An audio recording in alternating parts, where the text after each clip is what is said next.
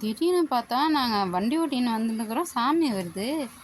என்னன்னே தெரியலையேடான்னு சொல்லிட்டு ஒரு வாரமாக நிறுத்திட்டோம். நிறுத்திட்டு பார்த்தா சாமி வந்தாங்க. சரி போயிடலாம் சாமி பார்க்கலான்னு சொல்லிட்டு நிறுத்திட்டோம். நிறுத்திட்டு நின்றுட்டு இருந்தோம். வந்து நிறுத்துவாங்கன்னு சொல்லிட்டு கரெக்டாக அந்த டேர்னிங் தான் எங்கள் பக்கத்துலேயே வந்து நிறுத்திட்டாங்க. இது என்னென்னா கபாலீஸ்வரர் கோயிலோட சாமி. அது 3 நாளாக வந்துட்டுருக்கான். எனக்கு இன்றைக்கி தான் தெரியும். அப்புறம் இன்றைக்கி என்னன்னு தெரில, எப்போவுமே வந்து சாமியை லைனாக கூட்டிகிட்டு போயிடுவாங்க. முன்னாடி வந்து கபாலீஸ்வரர் வருவாங்க, பின்னாடி அம்மா வருவாங்க, அதுக்கு பின்னாடி முருகர் வருவார், இப்படி லைனாக வருவாங்க.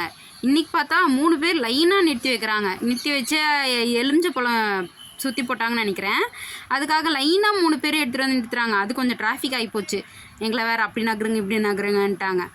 சரி அதெல்லாம் ஓகேன்னு சொல்லி நாங்களும் நகர்ந்து நின்றுட்டு சாமி பார்த்தா 3 பேர் லைனில் நின்னாங்களா, அது பார்க்கவே ரொம்ப அழகாக இருந்தது. நாங்கள் கடகடன்னு போய் நடு ரோட்டுக்கு போயிட்டோமே. 2 பேர் நடு ரோட்டில் போயிட்டு சாமியெல்லாம் 3 பேரும் சேர்த்து பார்த்துட்டு அதுக்கப்புறம் அம்மா கிட்ட குங்குமம் வாங்கலான்னு போயிட்டோம். அது குங்குமம்லாம் வாங்கிட்டு அதில் பார்த்தா ஒரு காமெடி நடந்தது. அது சொல்ல மறந்துட்டேனே. எங்களுக்கெல்லாம் பூ கொடுத்துட்டாங்க.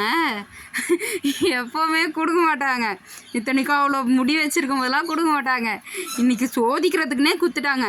எங்கள் அக்கா ஒன்னே கவலையே படலையே, அதுக்கு என்ன நிவி அப்படின்னு சொல்லி பூ எப்படி வைக்கிறது நான் சொல்லித்தரேன் அப்படின்னு பண்ணுச்சு. என்ன பண்ணுச்சுன்னு பார்க்கணுமே.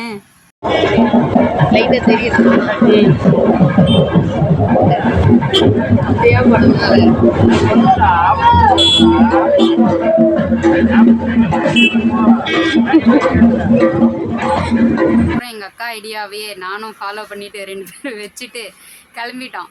அப்புறம் பார்த்தா சாமிக்கு கரெக்டாக முன்னாடியே வந்துட்டு இருந்தோமா, அப்படியே எல்லா சாமியும் திரும்பி பார்த்து எல்லாரையும் கும்பிட்டுக்கிட்டே அப்படியே லைனாக வர ஆரம்பிச்சிட்டோம். நாங்கள் கொஞ்சம் தூரம் கிளம்பி வந்துட்டோம். அதுக்கப்புறம் தான் ஞாபகமே வருது, மாவு அங்கே தானே எங்களை அனுப்பி விட்டாங்கன்ட்டு. அப்புறம் திரும்பி போய் வாங்கிட்டு வந்தோம்.